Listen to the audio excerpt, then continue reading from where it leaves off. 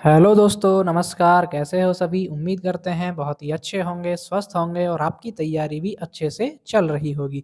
आप सभी का हमारे आज के इस हिंदी के प्रैक्टिस सेट में हार्दिक स्वागत है। इस हिंदी के प्रैक्टिस सेट में आपको मिलेंगे प्रीवियस ईयर क्वेश्चंस, कुछ मोस्ट एक्सपेक्टेड क्वेश्चंस जो आपके UP TET, C TET exam में बहुत ही हेल्पफुल साबित होंगे, बहुत ही हेल्प करेंगे आपको एग्ज़ाम क्रैक करने में।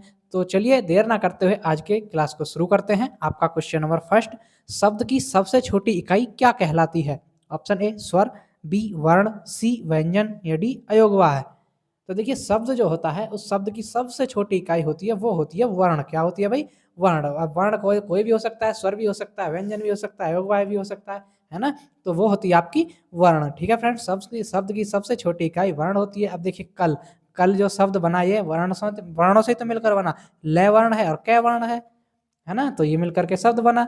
तो ये जो सबसे छोटी इकाई होती है वो होती है वर्ण। ऑप्शन आपका यहाँ पर बिल्कुल भी राइट होगा। ठीक है फ्रेंड्स, चलिए आगे बढ़ेंगे। क्वेश्चन नंबर 2, निम्न में से कौन सा वर्ण अघोष है? ऑप्शन ए कै, बी गै, सी घै या डी जय। अब देखिए, आपसे पूछा अघोष वर्ण कौन सा है, तो अघोष वर्ण कौन से होते हैं? जो आपके प्रत्येक वर्ग के पहला, जैसे आप पहले वर्ग बताते हैं। देखिए, वर्ग कै, च, ट, तय और पै आपके 5 वर्ग होते हैं, सभी को पता होगा। इन 5 वर्ग में से सभी के 5-5 वर्ण होते हैं सभी में।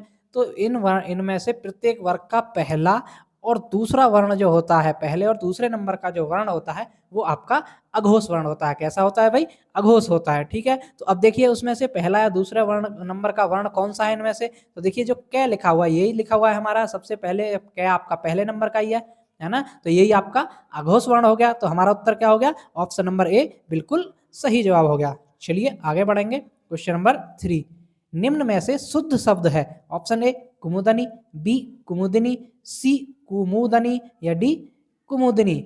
अब देखिए, जो आप वर्तनी या शुद्ध शब्द पहचानने को आते हैं उसमें आपका कुछ ही मात्राओं का हेर-फेर होता है।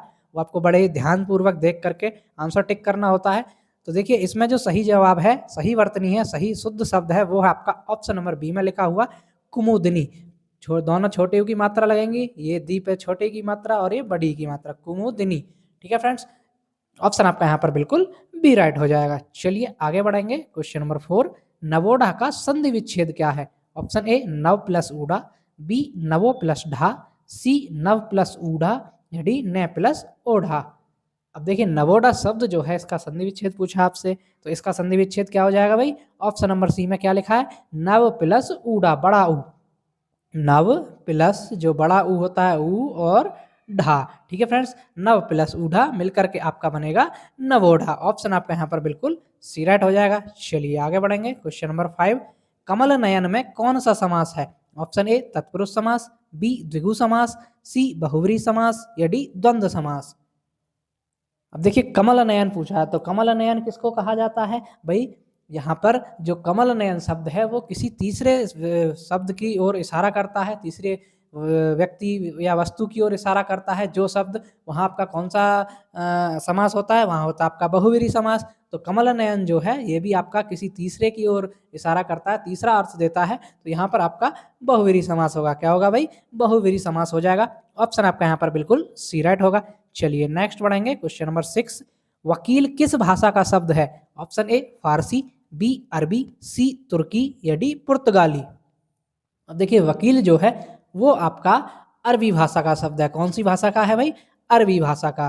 ठीक है फ्रेंड्स, वकील आपका अरबी भाषा का शब्द है। सबसे ज़्यादा इस्तेमाल होता है वकील, जो आप बोलते रहते हैं आम डेली, तो ये अरबी भाषा का शब्द होता है। ऑप्शन आपका बी बिल्कुल सही जवाब है। आगे बढ़ेंगे। क्वेश्चन नंबर 7, आघात का विलोम शब्द है? ऑप्शन ए संघात, बी उद्घात, सी प्रतिघात या डी बलाघात। अब आघात शब्द है, इसका आपको विलोम बताना है, तो आघात का विलोम होगा वो होगा प्रतिघात। क्या हो जाएगा फ्रेंड्स? प्रतिघात। ठीक है, प्रतिघात, आघात का होगा प्रतिघात। ठीक है, ऑप्शन आपका यहाँ पर बिल्कुल सी राइट होगा। चलिए नेक्स्ट बढ़ेंगे। क्वेश्चन नंबर 8, कौन सा शब्द भ्रमर का पर्यायवाची नहीं है? ऑप्शन ए सलभ, बी चंचरीक, सी सिलीमुख या डी मिलिंद। अब देखिए, भ्रमर का पर्यायवाची चंचरीक भी होता है, सिलीमुख भी होता है, मिलिंद भी होता है, लेकिन जो सलभ है ये भ्रमर का पर्यायवाची नहीं होता है। तो हमारा उत्तर क्या हो जाएगा? ऑप्शन नंबर ए बिल्कुल हमारा सही जवाब होगा यहाँ पर। आगे बढ़ेंगे। क्वेश्चन नंबर 9, बीता हुआ के लिए एक शब्द निम्न में से कौन सा है? ऑप्शन ए अतीत, बी अतीक, सी अजीज या डी अमित।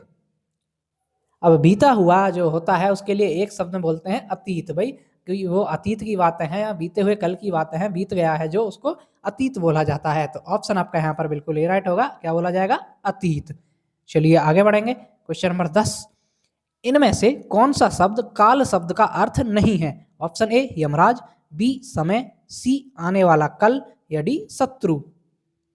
अब देखिए काल का अर्थ क्या नहीं है इनमें से? काल का अर्थ देखिए यमराज भी होता है, समय भी होता है और शत्रु भी होता है। भाई जो काल एक तरह से शत्रु बन के, शत्रु होता है वो एक तरह का काल ही होता है, मार ही देता है वो शत्रु, तो है ना, तो वो भी काल होता है। लेकिन जो आने वाला कल है ये काल शब्द का अर्थ नहीं होता है। तो हमारा जवाब क्या हो जाएगा? ऑप्शन नंबर सी बिल्कुल सही हो जाएगा। चलिए आगे बढ़ेंगे। क्वेश्चन नंबर 11, मूंग की दाल खाने वाला मुहावरे का अर्थ है? ऑप्शन ए सोच समझकर काम करना, बी सीधा साधा व्यक्ति, सी कमजोर या डी सुंदर होना। अब देखिए मूंग की दाल खाने वाला जो होता है उसका सही अर्थ होगा, वो होगा आपका कमजोर। जो मूंग की दाल खाने वाला एक तरह से कमजोर व्यक्ति हो जाएगा। ऑप्शन आपका यहाँ पर बिल्कुल सी राइट है। नेक्स्ट बढ़ेंगे। क्वेश्चन नंबर 12, सावधान करना के अर्थ में मुहावरा है? ऑप्शन ए आंख दिखाना, बी कान खोलना, सी होठ चबाना या डी खून पीना। अब आपको देखिए यहाँ पर अर्थ दिया हुआ है तो उसका मुहावरा पूछा है कि इस अर्थ का मुहावरा क्या होता है। सावधान करना ये अर्थ है, इसका मुहावरा बताना आपको, तो इसका मुहावरा होगा कान खोलना। भाई उसने कान खोलने का अर्थ हो जाएगा सावधान करना। ठीक है फ्रेंड्स, ऑप्शन आपका यहाँ पर बिल्कुल बी राइट हो जाएगा। चलिए नेक्स्ट बढ़ेंगे। क्वेश्चन नंबर 13, इनमें से भाववाचक संज्ञा है? ऑप्शन ए तप, बी तीर, सी भरत या डी चिंता। अब देखिए भाववाचक संज्ञा क्या होती है? भाई जहाँ भाव की प्रधानता हो, भाव प्रकट होता हो, तो जो चिंता होती है वहाँ अपना भाव ही प्रकट होता है, भाव की प्रधानता होती है। तो चिंता जो है यहाँ आपकी भाववाचक संज्ञा हो जाएगी। तो ऑप्शन नंबर डी बिल्कुल राइट हो जाएगा। चलिए नेक्स्ट बढ़ेंगे। क्वेश्चन नंबर 14, इनमें से निजवाचक सर्वनाम का मूल रूप क्या है? ऑप्शन ए आप, बी मेरा, सी मैं या डी हमारा। तो देखिए निजवाचक सर्वनाम का मूल रूप होता है वो होता है आप। क्या होता है फ्रेंड्स? आप होता है निजवाचक सर्वनाम का मूल रूप। ऑप्शन आपका यहाँ पर बिल्कुल ए सही होता है। चलिए नेक्स्ट बढ़ेंगे। क्वेश्चन नंबर 15, निम्न में से कौन सा शब्द स्त्रीलिंग है? ऑप्शन ए हाथी, बी मोती, सी पानी या डी नकेल। अब देखिए इसमें से स्त्रीलिंग शब्द कौन सा है? वो है आपका नकेल। जो नकेल शब्द है ये आपका यहाँ पर स्त्रीलिंग शब्द है। ठीक है फ्रेंड्स, स्त्रीलिंग शब्द है, जबकि हाथी, मोती, पानी ये सभी आपके पुल्लिंग शब्द हो जाएंगे। ठीक है, ऑप्शन आपका यहाँ पर बिल्कुल डी राइट होता है। चलिए नेक्स्ट बढ़ेंगे। क्वेश्चन नंबर 16, निम्न में से कौन सा शब्द दोनों वचनों में समान रहता है? ऑप्शन ए हथा, बी सरसों, सी लता या डी कुटी। अब देखिए दोनों वचनों में कौन सा जो समान रहता है? वो रहता है आपका सरसों। जो सरसों है वो दोनों वचनों में हमेशा समान रहता है, चाहे एक वचन में यूज कर लीजिए चाहे बहुवचन में यूज कर लीजिए, लिखा क्या जाता है? सरसों, लिखा सरसों ही जाएगा। एक वचन में यूज कर रहे हो तब भी, बहुवचन में यूज कर रहे हो तब भी। ठीक है फ्रेंड्स, ऑप्शन आपका यहाँ पर बिल्कुल बी राइट है।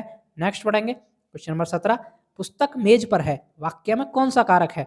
ऑप्शन ए अधिकरण कारक, बी संबंध कारक, सी संप्रदान कारक या डी अपादान कारक। अब देखिए वाक्य को फिर से पढ़िए। वाक्य क्या है? पुस्तक मेज पर है। अब इसमें कारक चिन्ह क्या है? पर, मेज पर, तो कारक चिन्ह पर आया। जहां पर भी आपका कारक चिन्ह अधिकरण में आते हैं ना, में और पर, जो आपके कारक चिन्ह आते हैं वो आते हैं आपके अधिकरण कारक में। तो हमारा कौन सा जवाब हो गया? अधिकरण कारक। ऑप्शन नंबर ए बिल्कुल यहाँ पर सही होता है। चलिए नेक्स्ट बढ़ेंगे। क्वेश्चन नंबर 18, बनारसी में कौन सा विशेषण है? ऑप्शन ए गुणवाचक, बी सार्वनामिक, सी संख्यावाचक या डी परिमाणवाचक। अब जो बनारसी शब्द है इसमें विशेषण बताना है, तो इसमें विशेषण है आपका गुणवाचक, क्योंकि ये उसका गुण बता रहा है कि बनारस, बनारसी, जैसे बनारसी पान, बनारसी साड़ी है ना, तो एक गुणवाचक विशेषण है, गुण गुण बताता है। ऑप्शन आपका यहाँ पर बिल्कुल ए राइट हो जाएगा। चलिए आगे बढ़ेंगे। क्वेश्चन नंबर 19, मोहन बाजार पहुंच गया वाक्य में क्रिया का कौन सा प्रकार है? ऑप्शन ए अनेकार्थक क्रिया, बी पूर्वकालिक क्रिया, सी अकर्मक क्रिया या डी सकर्मक क्रिया। अब देखिए वाक्य क्या है? मोहन बाजार पहुंच गया, तो वो बाजार भी गया है, तो यहाँ पर कर्म भी है, तो क्या हो जाएगी? सकर्मक क्रिया। ये किसका उदाहरण हो गया? सकर्मक क्रिया का। ऑप्शन नंबर डी बिल्कुल यहाँ पर सही जवाब होता है। आगे बढ़ेंगे। क्वेश्चन नंबर 20, मैंने आम खाया है वाक्य में, इसमें इनमें से किसका उदाहरण है? यानी ये जो मैंने आम खाया ये वाक्य है, ये किसका उदाहरण है? ऑप्शन ए अपूर्ण भूत का, बी संदिग्ध भूत का, सी आसन्न भूत का या डी सामान्य भूत का। तो मैंने आम खाया है, ये उदाहरण है आपका आसन्न भूत का। ये किसका उदाहरण हो जाएगा भाई? आसन्न भूत का, क्योंकि आसन्न भूत मतलब अभी अभी खाया, बिल्कुल खा के खत्म हुआ है, तो वो हो तो गया पास्ट में, लेकिन वो आसन्न भूत हो जाएगा कि जस्ट अभी अभी अभी भूतकाल में गई है वो चीज़। जैसे मैंने आम अभी खाया है आ रहा ना, अभी खाया है, तो वो जस्ट अभी भूतकाल में गया है, तो वो आसन्न भूत हो जाता है। ऑप्शन आपका यहाँ पर बिल्कुल सी राइट हो जाएगा। ठीक है फ्रेंड्स, तो ये थी हमारी आज की क्लास। आपको क्लास कैसी लगी कमेंट करके जरूर बताएं। जो भी साथी चैनल पर पहली बार हैं कृपया चैनल को सब्सक्राइब कर लें, ताकि ऐसी इंफॉर्मेटिव क्लासेस और वीडियोज आपको डेली मिलती रहें। तो चलिए मिलते हैं नेक्स्ट वीडियो में, तब तक के लिए धन्यवाद।